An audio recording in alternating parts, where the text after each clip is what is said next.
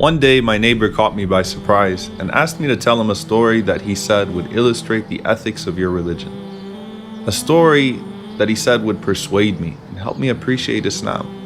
The question completely startled me, but I quickly realized the famous story about an imam in London. Several years ago, an imam moved to London. He used to take the same bus every single day with the same driver to a stop near his mosque.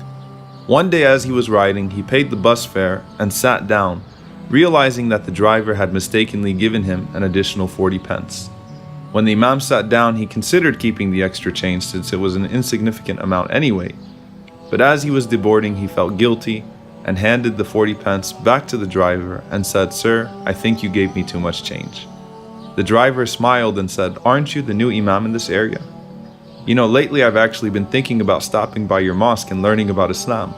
But before I did that, I wanted to see what you would do if I gave you extra change." As the imam stepped off of the bus, he was so shaken by the incident that he grabbed the pole, looked up to the sky, and cried out, "Oh Allah, I almost sold Islam for 40 pence. My neighbor said, "Let's face it though, if it was a significant amount of money, the imam would have kept it." I insisted that this was the inherent nature of the Muslim and he would have given it back even if it was 40,000 pounds. But he shook his head in disapproval, indicating he wasn't impressed. I didn't think that my neighbor thought much of the imam story. I thought he'd probably forgotten about it by the next day. Little did I know that just as the bus driver tested the imam, my neighbor wanted to test me by leaving a bag of a ton of money in the parking garage. I had no clue he was watching. I must admit, it was a whole lot of money, but I really didn't think twice about it. I acted in accordance with what my conscience and religion commanded me to do, knowing that if the Prophet Muhammad, peace be upon him, was in my shoes, he would have done the same.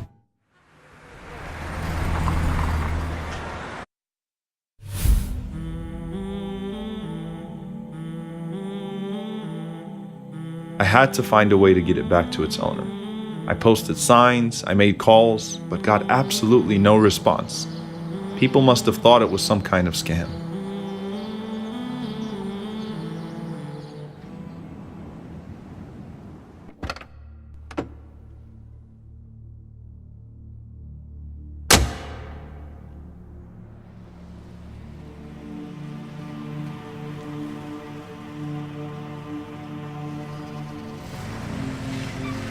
My neighbor says to me, "Muslims can't be tempted, huh?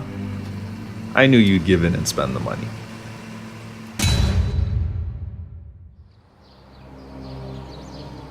So I told him what happened. "I'm not here to defend myself," I said. "But what I'd really like to do is teach you what our Prophet Muhammad, peace be upon him, taught us."